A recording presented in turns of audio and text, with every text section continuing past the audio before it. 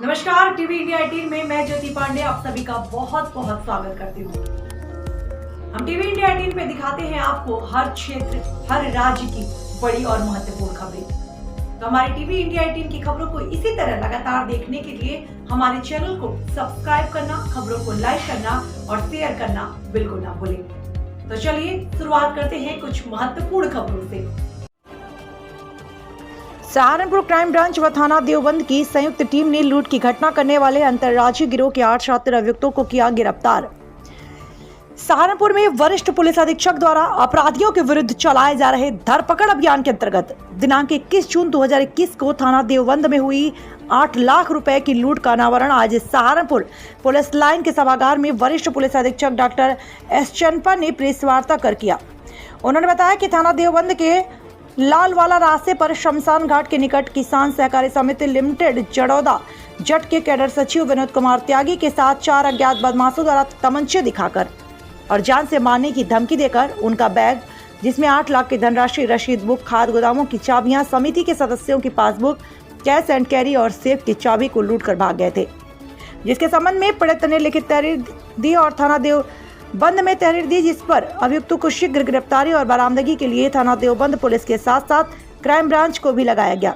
Crime branch व थाना Deoband police के अथक प्रयासों द्वारा मंडी समिति से नूरपुर जाने वाले रास्ते से इस घटना को कारित करने वाले अंतर्राज्यीय गिरोह के 8 शातिर लुटेरों को लूट के 5,82,000 रुपए सहित पुलिस मुठभेड़ के बाद गिरफ्तार करने में महत्वपूर्ण सफलता प्राप्त की गई। पूछताछ में गिरफ्तार अभियुक्तों ने उपरोक्त घटना को कारित करना स्वीकार किया है। ब्यूरो चीफ सहारनपुर से हैदर अंसारी की रिपोर्ट टीवी इंडिया 18 के लिए। इसी महीने 21 तारीख को थाना देवबंद के अंतर्गत एक लूट की घटना हुई थी, जिसमें जो ग्रामीण बैंक रहते हैं उसके कर्मचारी से 8 लाख रुपए बाइक सवार बदमाशों ने लूट लिए थे। इसमें हमारे जो एसओजी टीम और थाना टीम अथक प्रयास करके इस घटना का अनावरण किया गया है और इसमें एक अंतर्राज्यीय गैंग को भी पकड़ा गया है, जिसमें अभी तक हम लोगों ने 8 लोगों का गिरफ्तारी किया गया है।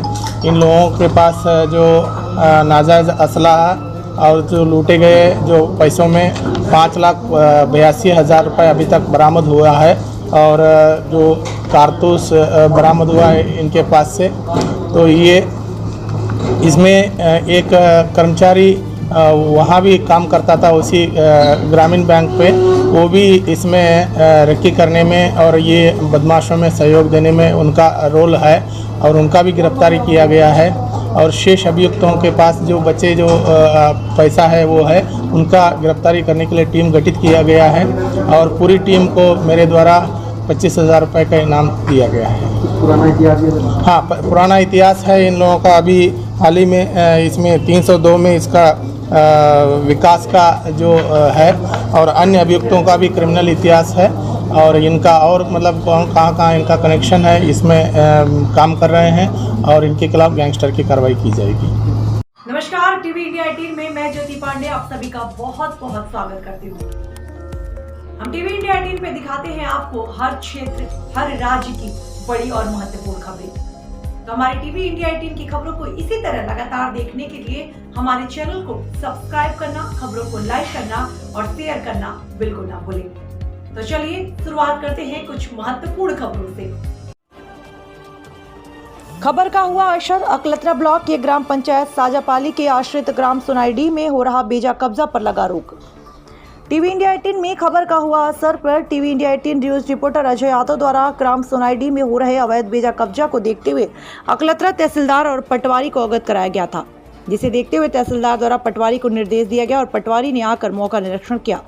बता दें कि पूरा मामला अकलतरा ब्लॉक के ग्राम पंचायत साजापाली के आश्रित ग्राम सुनाईडी में हो रहे धड़ल्ले से बेजा कब्जा पर लगाया रोक। और बता दें कि दिनांक 29/2021 को पटवारी हल्का नंबर 8 ऋषि मिश्रा द्वारा मौके का निरीक्षण किया गया। वास्तविकता में सुनाईडी में शासकीय भूमि पर अतिक्रमण बेजा कब्जा पाया गया, जिसे देखकर पटवारी ऋषि मिश्रा के द्वारा पंचनामा तैयार कर ग्राम पंचायत सरपंच सरोज खूटे और कोटवार के सुपुर्द कर दिया। और पटवारी ऋषि मिश्रा ने बताया कि कोटवार द्वारा गांव में मुनादी कराकर सुनाईडी में हो रहे शासकीय भूमि में अवैध बेजा कब्जा व फसल लगाए जाने पर रोक लगाने की बात कही और एक पंचनामा बनाकर अकलतरा तहसीलदार को दिया जाएगा। देखने वाली बात होगी कि आखिर ग्राम सोनाईडीह में शासकीय भूमि पर हो रहा अवैध कब्जा जो बेजा कब्जा है उसको घर को तहसीलदार द्वारा हटा पाते हैं या नहीं, ये तो आने वाला समय ही बताएगा। छत्तीसगढ़ जांजगीर चांपा टीवी इंडिया 18 से ब्यूरो चीफ अजय यादव की खास रिपोर्ट। नमस्कार दोस्तों, टीवी इंडिया 18 में आप लोगों का बहुत बहुत स्वागत। ये पूरा मामला ग्राम पंचायत ताजापाली के आश्रित ग्राम सोनाईडीह के, जहां अवैध रूप से बेजा कब्जा हो रहा था, जिसके निरीक्षण के लिए पटवारी द्वारा मौके पर आकर देखा गया तो वास्तविकता में 50 एकड़ जमीन में अवैध बेजा कब्जा के रूप में पाया गया, जिसे पटवारी द्वारा तत्काल बात को संज्ञान में लेते हुए उच्च अधिकारी को ज्ञापन के माध्यम से अवगत कराया गया कि ग्राम पंचायत सोनाईडीह में जो अवैध बेजा कब्जा हो रहा है, जिसमें खेती किया जा रहा है, उसमें खेती न करने का लोगों को आश्वासन दिया गया है। उक्त कार्रवाई पर अगर किसी द्वारा बेजा कब्जा किया जाए तो इसमें उचित कार्रवाई की जाएगी। नमस्कार, टीवी इंडिया 18 में मैं ज्योति पांडे आप सभी का बहुत बहुत स्वागत करती हूँ। हम टीवी इंडिया 18 पे दिखाते हैं आपको हर क्षेत्र, हर राज्य की बड़ी और महत्वपूर्ण खबरें। तो हमारे टीवी इंडिया 18 की खबरों को इसी तरह लगातार देखने के लिए हमारे चैनल को सब्सक्राइब करना, खबरों को लाइक करना और शेयर करना बिल्कुल ना भूलें। तो चलिए शुरुआत करते हैं कुछ महत्वपूर्ण खबरों से। कुशीनगर जिले के जिला अधिकारी व पुलिस अधीक्षक श्रीनगर देवरिया जिला कारागार में बंदीगिरी का किया निरीक्षण। कुशीनगर जिला अधिकारी एवं राजलिंगम चीफ जुडिशियल मजिस्ट्रेट व पुलिस अधीक्षक के साथ देवरिया जेल का निरीक्षण किया। जेल परिसर में उन्होंने कैदियों के लिए बने हुए खाने का निरीक्षण किया। साथ ही उन्होंने चिकित्सा कक्ष का भी जायजा लिया, रोगियों से मिले, उनसे पूछताछ की तथा जेलर से पूरी जानकारी ली व रोगी कक्ष भी गए तथा उन्होंने रोगी कैदियों के बारे में आवश्यक जानकारी लेते हुए संबंधित को आवश्यक निर्देश भी दिए। सभी उच्च अधिकारियों ने कैदियों से मुलाकात की, उनकी समस्याएं सुनी, उनकी स्वास्थ्य सुविधाओं का जायजा लिया। कैदियों से जिलाधिकारी ने बात की और पूछा यहाँ के अस्पताल में कोई समस्या तो नहीं है, स्वास्थ्य सुविधाएं समय से मिलती हैं या नहीं। एडीजे एवं मुख्य न्यायिक अधिकारी ने सभी कैदियों से उनके मामले में विधिक पहलुओं के बारे में पूछताछ की, उनके जमानत के संदर्भ में जानकारी ली तथा उनका समाधान भी बताया। उन्होंने कुछ कैदियों के आवेदन भी स्वीकार किए तथा जेलर के माध्यम से भी दरखास्त भिजवाने की बात की गई। इसी क्रम में जिलाधिकारी ने कैदियों के टीकाकरण की स्थिति के बारे में पूछा, कितने लोगों का टीकाकरण हुआ, कितने लोग बचे हैं आदि भी जानकारी ली। सभी उच्च अधिकारी महिला बैरक में जाकर महिला कैदियों से मिले, महिला कैदियों के साथ छोटे बच्चों के बारे में पूछताछ की, उनके स्वास्थ्य सुविधाओं के बारे में पूछताछ की, बच्चों को पोषाहार मिलता है नहीं, इस संदर्भ में पूछा गया तथा महिला कैदियों की समस्याएं जानी गई। बच्चों के नियमित टीकाकरण की बात जिलाधिकारी तथा पुलिस अधीक्षक के द्वारा पूछी गई। खाना ठीक मिल रहा है या नहीं, बीमारी के संबंध में उचित दवाएं मिलती हैं या नहीं, कोरोना का टीका लगा या नहीं, उनके खाने का निरीक्षण किया। TV India 18 Kushinagar bureau chief Brijesh Kumar Paswan की रिपोर्ट।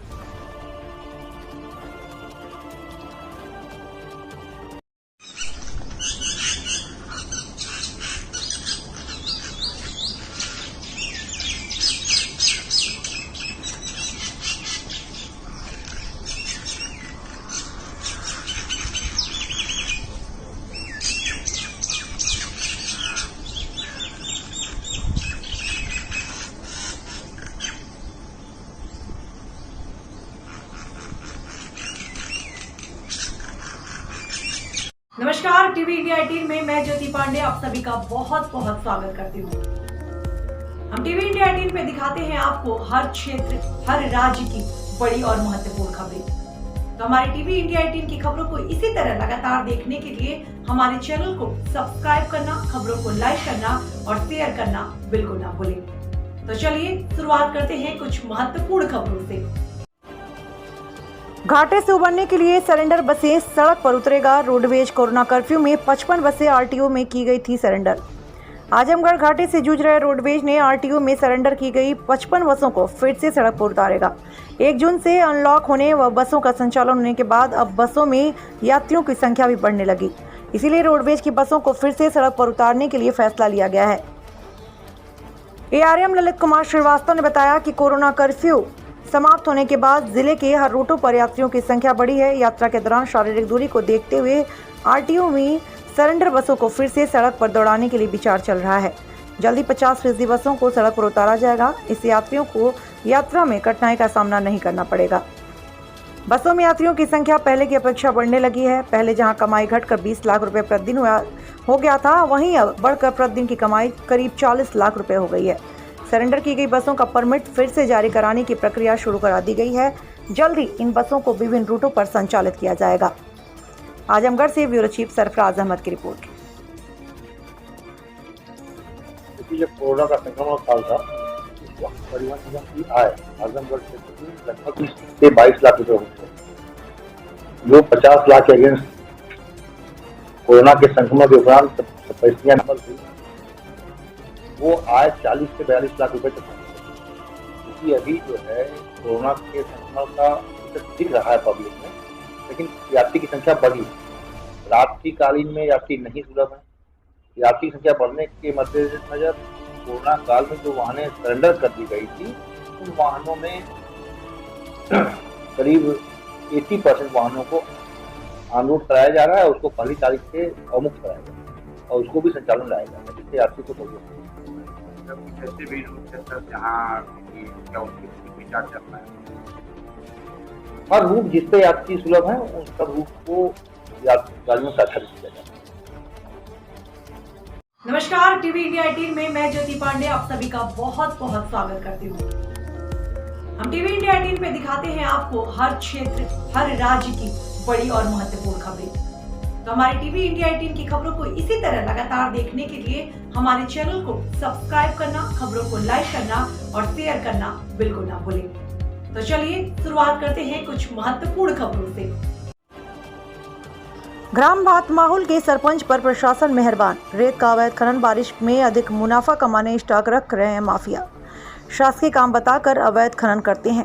जांजगीर चांपा जिले में खनिज विभाग को इन दिनों माफियाओं द्वारा भारी मात्रा में चूना लगाया जा रहा है, जिससे रोजाना सरकार को लाखों रुपयों का चूना लगाकर भारी मात्रा में अवैध खनन लगातार किया जा रहा है। इन दिनों लगातार जांजगीर चांपा जिले के थाना आसौद के अंतर्गत आने वाले ग्राम भातमाहुल के सरपंच द्वारा लगभग 4 दिनों से लगातार रेत का अवैध खनन जोरों से चल रहा है।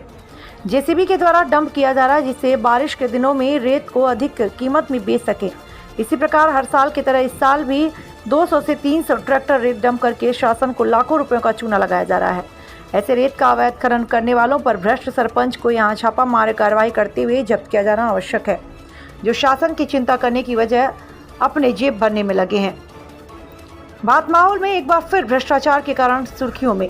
सत्ता का नशा जब सर पर चढ़ जाता है, तब जनप्रतिनिधि अपने आप को ही सरकार समझने लगते हैं। यहाँ तक कि ये भी एहसास नहीं होता कि उसके द्वारा किए जा रहे कार्य सही हैं या गलत।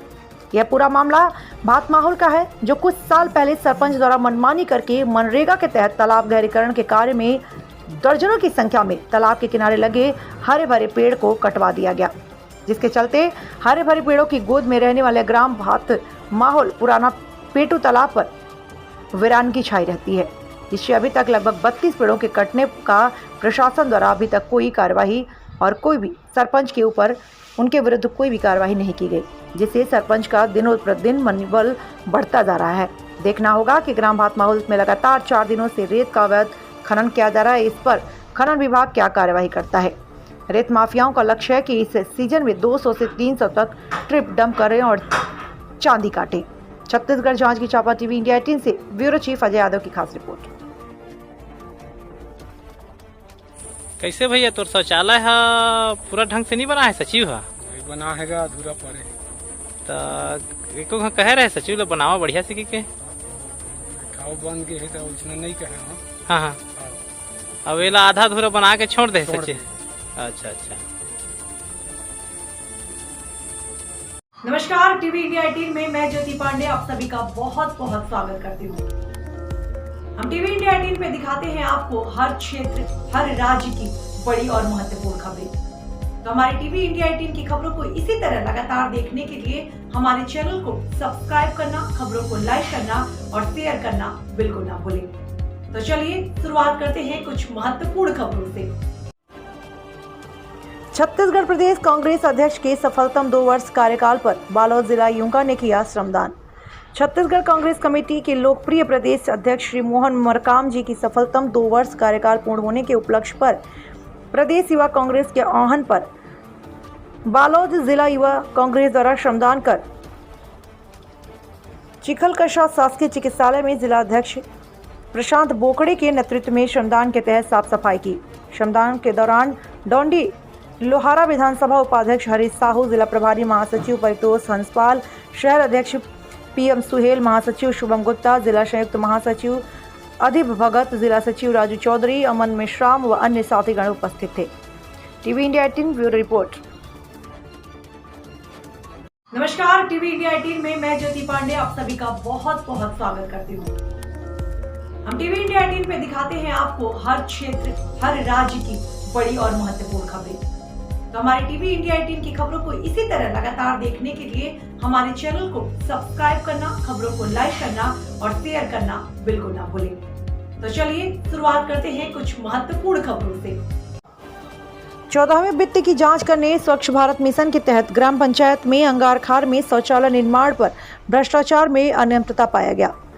टीवी इंडिया 18 न्यूज की खबर का असर हुआ। दरअसल आपको बता दें कि पूरा मामला जनपद पंचायत बलौदा अंतर्गत ग्राम पंचायत अंगारखार का है, जहां एक ग्रामीण महेंद्र कश्यप के द्वारा अंगारखार में हुए 14वें वित्त के राशि में सरपंच और सचिव में गड़बड़ी करने का अंदेशा लगाते हुए 16 जून को जनपद पंचायत बलौदा में उचित कार्रवाई करने की मांग किए थे।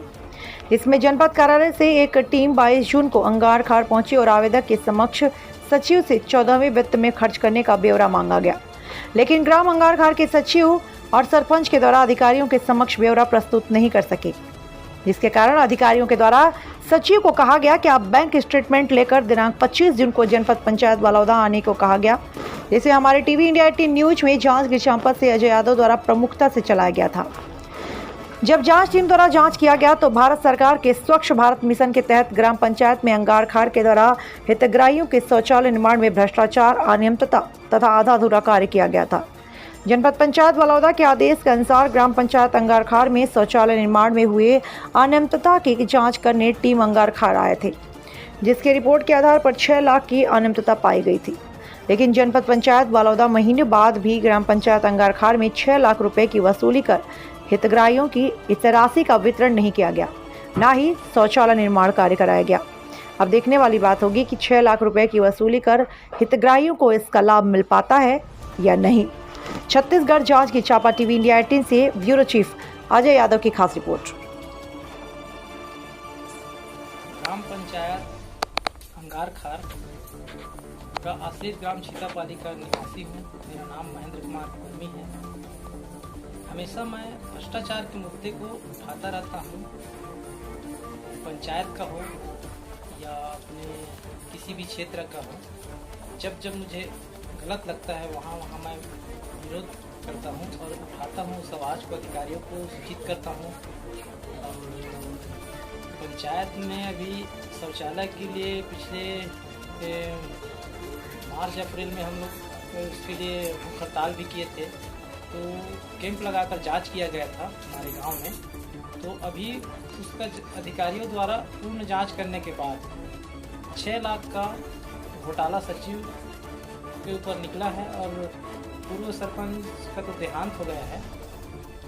तो वर्तमान सरपंच अभी वर्तमान सरपंच के कार्यकाल में जांच हुआ है और काम जो है पूर्व सरपंच के और सचिव के माध्यम से हुआ है। अपना सचिव आदिले जो है जांच के दौरान उसका 6 लाख रुपए घोटाला निकला है। तो मैं अपील करता हूं अधिकारियों से, और अभी 14 वित्त का जांच बाकी है, वो जांच चल रहा है। सचिव दस्तावेज पेश कर पाने में विफल है, तो सचिव सोमवार को दस्तावेज पेश करेगा। उसके बाद उसमें भी घोटाला उसका निकलेगा 14 वित्त में।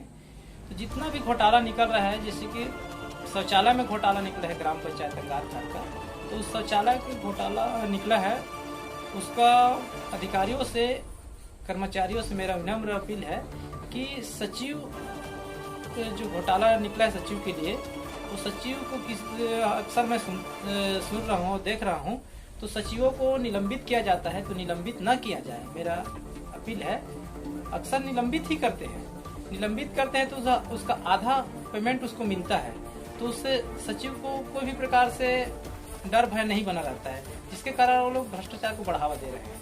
तो मेरा अपील है कि उसका जो घोटाला किया है उसका वसूली किया जाए और उचित उस पर कार्रवाई भी किया जाए साथ साथ। तभी ये भ्रष्टाचार पे नियंत्रण आएगा और सचिव अपना गलत गतिविधि पे सुधार लाएगा।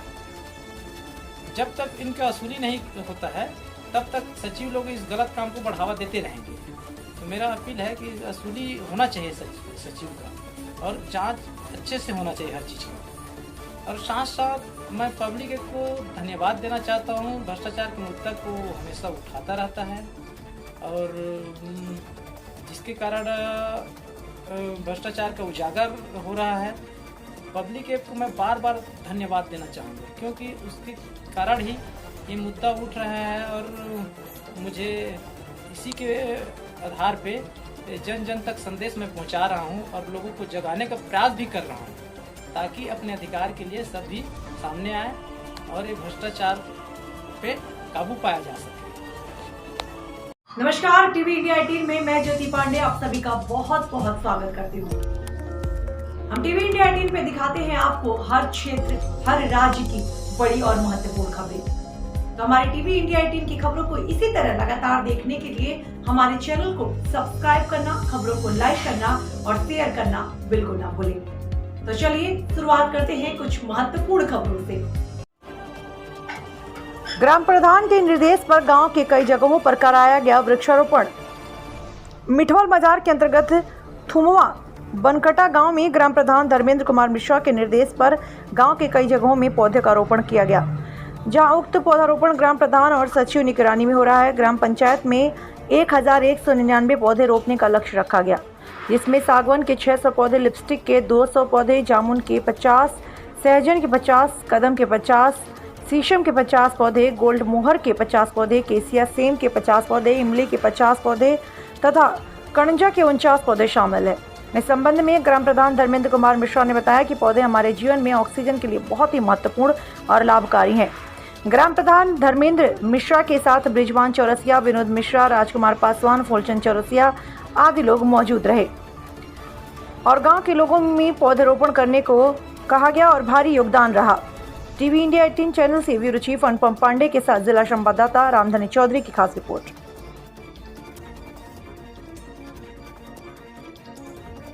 नमस्कार, टीवी इंडिया 18 में मैं ज्योति पांडे आप सभी का बहुत बहुत स्वागत करती हूँ। हम टीवी इंडिया 18 पे दिखाते हैं आपको हर क्षेत्र, हर राज्य की बड़ी और महत्वपूर्ण खबरें। तो हमारे टीवी इंडिया 18 की खबरों को इसी तरह लगातार देखने के लिए हमारे चैनल को सब्सक्राइब करना, खबरों को लाइक करना और शेयर करना बिल्कुल ना भूलें। तो चलिए शुरुआत करते हैं कुछ महत्वपूर्ण खबरों से। प्रेम प्रसंग के चलते युवक की हत्या। बिहार के बेगूसराय जनपद का रहने वाला था युवक। फेस पाउडर की फेरी लगाने का करता था काम। हत्या की जानकारी पर भारी पुलिस बल सहित मौके पर पहुंचे पुलिस अधीक्षक, डॉग स्क्वाड और फॉरेंसिक टीम भी मौके पर मौजूद। मामला नगर कोतवाली अंतर्गत कालू कुआं अम्बेडकर नगर का। बांदा से गुल मोहम्मद की खास रिपोर्ट। साला क्या पूरा मामला आई वही लड़की का चक्कर मामला था। रात में पूरी मारपीट किया था उसका दीदी आदि। तो आपको पता था कि जो है हमारा साला जो है ये हरकत करता है? नहीं, तो वो लोग उसी का बात में नहीं तो पता था, मना भी किए थे, ये बात हम रोक भी दिए थे। उधर मत जाओ। उन लोग के चक्कर में फिर सुबह में रहते थे, उन लोग के चक्कर में उसको चक्कर पैसा ही रुपये लड़की जेल पर कमाता था ना, ये के घर नहीं बेचता था। वही लोग के चक्कर में आपका मृतक का जो भाई साला है, नाम क्या उसका? कातिक क्या काम करता था? पीताम्बरी पाउडर बेचता था। अच्छा, ये बाना में। आप लोग जो कहाँ रहने वाले हैं? हम लोग बिहार के रहने वाले। कब बाना कब आए थे? ये हम लोग परसों छोटा हो जाए, पहले भी रहे थे, 5-6 महीना पहले भी रहते। लॉकडाउन के बाद आप आए हैं? आप लोग काम कमाने के लिए। फिर क्या हुआ? ऐसी घटना हो गया। अच्छा, शाम को इसको मारा, हमको भी मारा था, इसको मारा है और रात में। अच्छा, ठीक। पूरा मामला ये है कि ये लड़का मेरे यहाँ अभी 3 दिन पहले आया। तेरा नाम क्या है? इसका कार्तिक सोनी। कहाँ रहने वाला है? ये ग्राम तेतरी और थाना डंडारी और जिला बेगूसराय और बिहार का रहने वाला है। ये पहले 5-6 महीना पहले भी यहाँ आके था। इसका इनकी लड़की है, 2 बड़ी बड़ी, उन लड़कियों से इसके संबंध थे। इसके मोबाइल में इसकी फोटो भी थी और इन लोगों ने और रात बिरात लड़कियाँ बुलाती थी, ये जाता भी था।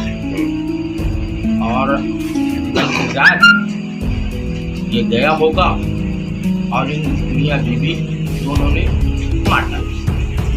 क्या लगता है प्रेम प्रसंग का मामला है? हाँ, प्रेम प्रसंग का मामला है। और कल इन मियाँ बीबी दोनों ने मिलके उसके बहनोई की भी पिटाई की थी मेरे सामने। अब क्यों पिटाई की? ये कौन है? ये इसका जीजा है। इसकी पिटाई यूँ कि उसके यहाँ सामान लेने गया, वो दारू पिए था, वो इनसे चिढ़ता था। ये मना करता था क्या? नहीं, कुछ नहीं, उधर ना जाओ लड़के को। लड़के को तो ये मना क्या करे, तो 50 बार मना किया। मकान किसका? वो मकान मालिक कौन है? राम आश्रय वर्मा, राम सनेही वर्मा भी कुछ लिखाया। राम सनेही वर्मा उर्फ बंटा। बंटा की छत में सुबह मृत पाया गया, जबकि इसको पता था ये लड़का मेरे यहाँ किराए से रहता है। इन्होंने मुझे जानकारी नहीं दी, मोहल्ले में जानकारी नहीं दी। ये लड़के पहले भी यहाँ आते रहे, मोहल्ले में कई जगह किराए से रहते रहे। प्रेम प्रसंग, इनकी हत्या और 100% है कि पति पत्नी ने दोनों ने इसकी हत्या की। क्या पुलिस वगैरह आई है? हाँ, मौके में अभी पुलिस आई, पुलिस ने उसका पंचनामा लिखा और डेड बॉडी लेके चली गई। क्या नाम है आपका? श्री विशाल साहू, एडवोकेट। कौन सा मोहल्ला है? सुंदर खान। नमस्कार, टीवी इंडिया 18 में मैं ज्योति पांडे आप सभी का बहुत बहुत स्वागत करती हूँ। हम टीवी इंडिया 18 पे दिखाते हैं आपको हर क्षेत्र, हर राज्य की बड़ी और महत्वपूर्ण खबरें। तो हमारे टीवी इंडिया 18 की खबरों को इसी तरह लगातार देखने के लिए हमारे चैनल को सब्सक्राइब करना, खबरों को लाइक करना और शेयर करना बिल्कुल ना भूलें। तो चलिए शुरुआत करते हैं कुछ महत्वपूर्ण खबरों से। गर्भवती विवाहिता की मौत, परिजनों ने लगाया डॉक्टर के ऊपर मरीज को न देखने का आरोप। अस्पताल में आए दिन डॉक्टर के ऊपर यह आरोप लगते रहते हैं कि वह मरीज को नहीं देखते, जिसके कारण मरीज की हालत खराब हो जाती है या फिर वह काल के गाल में समा जाता है। ऐसा एक मामला प्रकाश में आया जिसमें विवाहिता गर्भवती थी और उसकी हालत बिगड़ने पर डॉक्टर ने ना देखने पर उसकी मौत हो गई। मामला लोधवारी की रहने वाली का है, जहां गर्भवती महिला गुड़िया से जुड़ा मामला है, जिसे जिला अस्पताल में महिला अस्पताल में भर्ती कराया गया था। परिजनों का आरोप है कि महिला को डॉक्टर ने जो दवा दी थी उसे खिलाई और लेकिन महिला की हालत बिगड़ गई। मृतका की भाभी सीमा का आरोप है कि डॉक्टर ने उसे ऑक्सीजन न होने की बात कही और मरीज को सीनियर डॉक्टर के पास रेफर कर दिया, लेकिन वरिष्ठ चिकित्सक ने भी मरीज को नहीं देखा, जिससे उसकी मौत हो गई। अगर ऑक्सीजन न मिलने की बात है तो यह दावे क्या खोखले हैं कि पर्याप्त ऑक्सीजन अस्पताल में मौजूद है। आखिर अगर ऑक्सीजन पर्याप्त है तो मरीज की मौत ऑक्सीजन के अभाव में कैसे हो गई, इसकी जांच अवश्य होनी चाहिए। अंशु श्रीवास्तव, टीवी इंडिया 18 जिला संवाददाता, रायबरेली। तैयार हूँ, कहाँ यहाँ ऑक्सीजन नहीं है, जाता ऑक्सीजन बचा तुम्हारी बहन को होता, तुम्हारी बीवी को होता, तुम्हारे बच्चा को ऑक्सीजन मिल जाता, तुम्हारी बीवी को ये मिल जाता। मेरी बहन के लिए ऑक्सीजन कम पड़ गया। 10,000 लगता है डॉक्टर को, मैं 10,000 देने के लिए तैयार थी। ऑक्सीजन कहीं से मिला? इतनी बड़ी हॉस्पिटल है, ऑक्सीजन नहीं मिला इनको। बोल रहे थोड़ा सा ऑक्सीजन 5 मिनट के लिए बचा, ऑक्सीजन नहीं है। मोटी जो खाए चर्बी हो गई, मोटी भैंस, वो कहा मेरे पास ऑक्सीजन नहीं है, ऑक्सीजन नहीं है मेरी बहन के लिए। मैंने कहा 10,000 ले लो, मेरी रिक्वेस्ट ले लो। मैंने नहीं सुना है भाई साहब, मैंने नहीं सुना। कहा बड़े डॉक्टर के पास जाओ, मैंने कहा मैं बड़े डॉक्टर का लगा के नहीं जाते, यहाँ के लाते नहीं है मरीज। कहाँ से लोग ले आए हैं, मेरे मरीज को ये लोग रानी सीधा ले आए हैं, नहीं तो मैं यहाँ मरीज को लाते नहीं। यहाँ तो दिल गुर्दा निकाल के इन्हें व्यापार करते, इसने बीवी बच्चों को जियाते, इसीलिए इसे वो मोटी भैंस कहा यहाँ ऑक्सीजन नहीं है। मैंने कहा 10,000 रुपया ले लो, मेरी बहन को बचा लो। अपना नाम बता दें। मेरा नाम सीमा है। क्या हुआ है आपके साथ?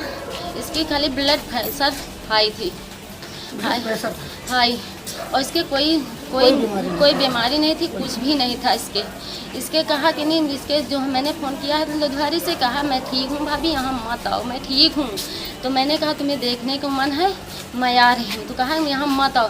इन्हें अस्पताल में दवा दिया है, कहा कि नहीं 10-10 मिनट की दवा है, दवा खिलाओगे ये भी और सिला दो और भी ठीक हो जाएगी। 10-10 मिनट में इन्हें दवा खिलाया, जिसने दवा एक पहले भी खिलाया, इसके थोड़ा फिचकुन निकला तो हमने सोचा है कि नहीं और दवा खिलाने से इसके हालत सही हो जाएगी। तो मैंने दवा 10-10 मिनट बाद फिर खिलाया, दवा खिलाया। तो दवा खिलाने के बाद में इसकी हालत बहुत बिगड़ते गई, हालत बिगड़ते गए। तो मैंने वहाँ से मुंशीगंज से यहाँ पे लाया। यहाँ भी अपने हाथ से मरीज उतर के 2 पहिया की गाड़ी से आया था गेट के पास, गेट से यहाँ अंदर गया डॉक्टर के पास से मरीज को बोला है इंजेक्शन लगा के कहा बड़े डॉक्टर के पास ले जाओ। बड़े डॉक्टर ने हाथ नहीं लगाया, हाथ लगाने के बाद में इंजेक्शन एक लगाया, कहा लखनऊ को ले जाए, मेरे पास ऑक्सीजन नहीं है। मैंने कहा 10,000 रुपया ले लो, इसके ऑक्सीजन कहीं से भी ला दो, मैं कहाँ भी जाऊँ। इन्हें कहा मेरे पास है नहीं। तो फिर बड़े डॉक्टर के पास गए, मुझे देखा दरवाजा बंद कर लिया है डॉक्टर ने, बड़े डॉक्टर दरवाजा बंद कर लिया। किसकी लापरवाही मानती है? लापरवाही है, डॉक्टर इसके पास भी नहीं आया है। बड़ा डॉक्टर मेरे मरीज के देखने तक नहीं आया है। लापरवाही किसकी मान रही हैं आप? डॉक्टर की मान रहे हैं लापरवाही। डॉक्टर किसकी लापरवाही है? आप सबके निवेदन है, मुझे न्याय चाहिए। नमस्कार, टीवी इंडिया 18 में मैं ज्योति पांडे आप सभी का बहुत बहुत स्वागत करती हूँ। हम टीवी इंडिया 18 पे दिखाते हैं आपको हर क्षेत्र, हर राज्य की बड़ी और महत्वपूर्ण खबरें। तो हमारे टीवी इंडिया 18 की खबरों को इसी तरह लगातार देखने के लिए हमारे चैनल को सब्सक्राइब करना, खबरों को लाइक करना और शेयर करना बिल्कुल ना भूलें। तो चलिए शुरुआत करते हैं कुछ महत्वपूर्ण खबरों से। आजमगढ़ निजामाबाद थाना क्षेत्र के फरीहा रंगीला ढाबे पर पहले से खड़ी ट्रक में आजमगढ़ की ओर से आ रहे 2 बाइक सवार टक्कर मारते हुए घुस गए, जिससे मौके पर ही एक मृत्यु हो गई। मिली जानकारी के अनुसार सराय मीरा थाना क्षेत्र के सिरवा गांव निवासी बबलू मौर्य पुत्र रामचरण मौर्य उम्र 30 वर्ष अपने बुआ के लड़के के साथ बाइक से आजमगढ़ गया था। वापस आते समय रात करीब 10 बजे फरीहा रंगीला ढाबे के पास खड़ी ट्रक में बाइक अनियंत्रित होकर टक्कर मारते हुए घुस गई, जिससे दोनों घायल होकर जमीन पर गिर पड़े और बाइक टकराने की आवाज सुनकर जब तक स्थानीय लोग पहुंचते तब तक बबलू मौर्य की मौके पर मृत्यु हो गई और दूसरा सोनू मौर्य पुत्र अज्ञात उम्र लगभग 28 वर्ष पूरी तरह से घायल होने के कारण बेहोश हो गया। सूचना पाकर मौके पर पहुंची फरिया पुलिस ने मृतक के शव को कब्जे में लेकर पोस्टमार्टम के लिए जिला अस्पताल भेज दिए और घायल को उपचार हेतु जिला अस्पताल भिजवाया गया और मृतक बबलू मौर्य के परिवार में मौत की खबर सुनते ही मातम छा गया। आजमगढ़ से ब्यूरो चीफ सरफराज अहमद की खास रिपोर्ट।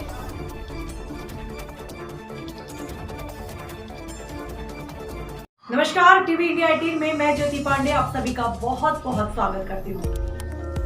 हम टीवी इंडिया 18 पे दिखाते हैं आपको हर क्षेत्र, हर राज्य की बड़ी और महत्वपूर्ण खबरें। तो हमारे टीवी इंडिया 18 की खबरों को इसी तरह लगातार देखने के लिए हमारे चैनल को सब्सक्राइब करना, खबरों को लाइक करना और शेयर करना बिल्कुल ना भूलें। तो चलिए शुरुआत करते हैं कुछ महत्वपूर्ण खबरों से। चचेरे भाई ने फायरिंग करके युवक और उसकी भांजी को किया घायल। बीती रात युवक ने संपत्ति विवाद में चचेरे भाई और उसकी भांजी पर फायर झोंक दिया। इससे उसके दोनों पैर में छर्रे लग गए। घटना शहर कोतवाली क्षेत्र के कप्तान के पूर्वा की है, जहां बीती रात धर्मेंद्र सिंह नाम के युवक ने अपने चचेरे भाई पुष्पेंद्र सिंह से संपत्ति विवाद में जाकर लड़ाई झगड़ा किया और उसके घर के बाहर कई राउंड फायरिंग की। फायरिंग में पुष्पेंद्र के पैर में गोली लगी, साथ ही पास में खड़ी उसकी भांजी वर्डिका के पैर में भी तरह के दोनों के इलाज के लिए जिला अस्पताल में भर्ती कराया गया। मामले की सूचना मिलते ही मौके पर पहुंची पुलिस ने जांच की और आरोपी युवक की तलाश में टीम गठित कर दी। अंशु श्रीवास्तव, टीवी इंडिया 18, जिला संवाददाता रायबरेली। क्या परिचय है आपका? पुष्पेंद्र सिंह। क्या मामला है पूरा? चाचा के लड़के ने गोली मार दी, जान से मारने का बहुत दिन से प्रयास कर रहे थे और आज मौका देख के 4-5 राउंड नक्सलियों की तरफ फायरिंग हुई मेरे घर के बाहर और मुझे गोली लगी, घर में घुस के सबको गोली मारी। मेरी भांजी को गोली लगी एक पैर में, एक पैर में मुझे गोली लगी और क्या नाम है जिसने गोली मारी? हरमैन चौधरी। और कितने लोग घायल हुए हैं? मैं घायल हुआ हूँ, मेरी भांजी घायल। क्या परिचय है बेटा आपका? क्या हुआ था बेटा? रात में मेरे चचेरे मामा अपने पापा को गाली दे रहे थे, अपने घर पे ही मारपीट कर रहे थे और फिर अपने को मारने लगे तो फिर गाली गलौज करने लगे तो मेरे मामा और नाना उनको छुड़ाने गए तो उनको भी मारने लगे और उसमें मारपीट बहुत बढ़ गई और गाली गलौज भी बहुत की, ईटा घुमा भी चलाएँ और उसके बाद फिर हम लोग घर के अंदर आ गए, ताला भी बंद कर दी और उसके बाद फिर वो गोली मार दिए, वो मामा के पैर में लग गई। उसके बाद हम लोग अंदर आ गए, किसी और अंदर थे, चैनल के भी अंदर थे, चैनल बंद था और लगातार फायरिंग कर रहे थे। उसमें एक गोली हमको भी लग गई, हम सबकी लड़की लोगों के अंदर थे चैनल के। किसने मारी है बेटा गोली? गोली कांड का मामला है, क्या है पूरा मामला? कल 27 जून 2021 को रात लगभग 11 बजे पिता पुत्र का आपस में विवाद हो रहा था, जिसको छुड़ाने के लिए भतीजा और भतीजी दोनों गए थे, जिसमें पुत्र ने जो है उन पर फायर कर दिया, जिसके कुछ छर्रे और चोटें आई हुई हैं, जिनको कोतवाली पुलिस को सूचना मिलने पर तत्काल मौके पर पहुंच करके उनको हॉस्पिटल पहुंचाया। उनकी स्थिति सामान्य है, लाइन आर्डर की कोई समस्या नहीं है, गिरफ्तारी का प्रयास किया जा रहा है।